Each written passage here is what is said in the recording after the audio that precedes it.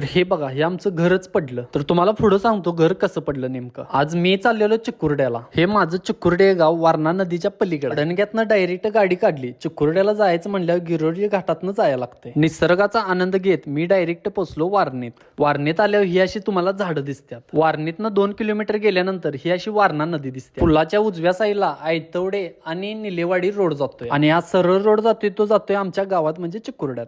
गावात गेल्या गेल्या डायरेक्ट गेलो शेतात.